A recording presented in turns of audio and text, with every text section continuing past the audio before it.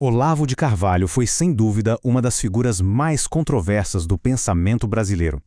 Ele tinha uma visão bastante crítica sobre os rumos do país. E para entender essa visão, a gente precisa mergulhar no argumento central dele. A ideia de que o cenário intelectual e a mídia no Brasil estavam em um profundo estado de decadência. Vamos ver o que isso significava, segundo ele, para o futuro de todos.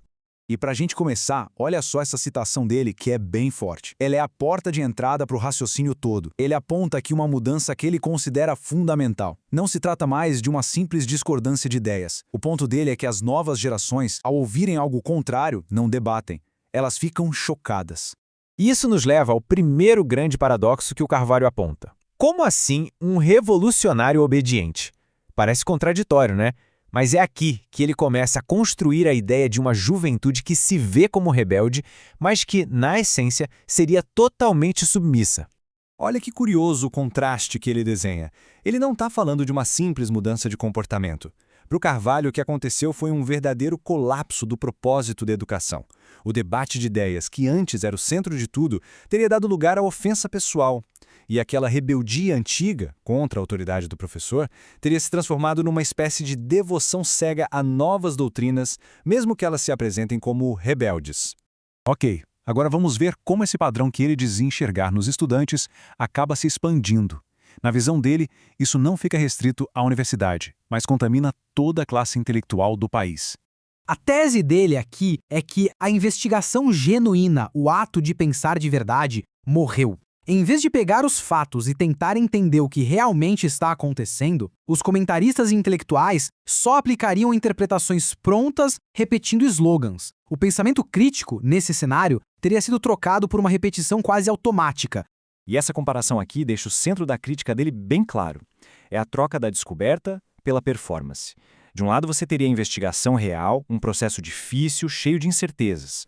Do outro, o que ele chama de fazer opinião, uma espécie de teatro onde as certezas são absolutas e a conclusão já estava decidida desde o começo. E aí ele usa uma das metáforas mais ácidas dele para criticar o que via como superficialidade na produção cultural. Para o Carvalho, essa falta de profundidade intelectual não era um problema isolado, mas sim a causa direta da péssima qualidade, segundo ele, da análise política feita no Brasil. Bom, então, se o método atual de análise está todo errado, na visão dele, qual seria o jeito certo? O que para Olavo de Carvalho separaria uma análise de valor de uma simples opinião? A resposta, para ele, está neste conceito: análise de conjuntura. E o taxa é muito simples. A única coisa que importa é: a sua análise consegue prever corretamente o que vai acontecer. Se a resposta for não, para ele, aquilo não passa de palpite. O valor não estaria em parecer inteligente, mas em acertar o próximo capítulo da história. E claro, ele usa este caso como uma espécie de prova do seu método. Em 1993, ele lembra que o consenso na mídia era de que o comunismo tinha acabado com a queda da União Soviética, mas ele foi na contramão e previu que a ideologia não só continuaria viva, como se tornaria muito influente no Brasil. E essa suposta falha constante dos analistas em prever os acontecimentos leva o Carvalho direto ao que ele considera o principal culpado por tudo isso: a grande mídia. Ele ainda aponta para uma ironia: quanto mais os analistas erravam, mais convictos e arrogantes eles pareciam ficar. Agora, vamos mergulhar fundo no argumento dele de que a mídia não reflete a realidade de jeito nenhum. Pelo contrário, ela criaria um sistema fechado que se alimenta de si mesmo. Ele chama esse sistema de autofágico, quer dizer que come a si mesmo. E funcionaria mais ou menos assim.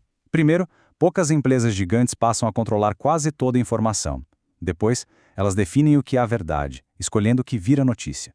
Aí, os analistas e comentaristas reagem a essa versão limitada dos fatos. E, por fim, o público recebe essa mensagem mastigada, criando um falso consenso.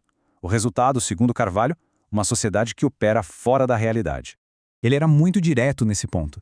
Para ele, uma regra básica de qualquer estudioso sério foi esquecida. Não se pode basear uma análise profunda em jornais. Na visão dele, a mídia popular não servia para informar. O propósito, em suas palavras, era enganar a população.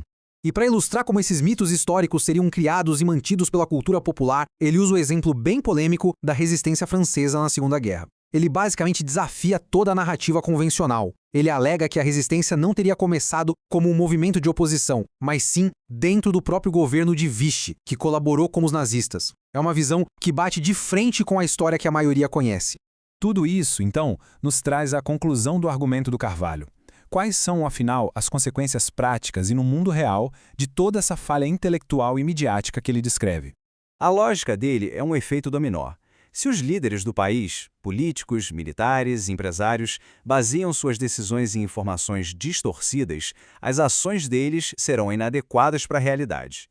Isso gera uma sequência de erros e fracassos que, no fim das contas, torna a nação inteira incapaz de tomar decisões sensatas, mergulhando o país numa espécie de cegueira coletiva. No final, a análise do Carvalho deixa essa pergunta no ar. Uma questão que, na visão dele, vai muito além de um debate acadêmico. É uma questão de sobrevivência nacional. O que de fato acontece quando um país inteiro perde a capacidade de enxergar a própria realidade?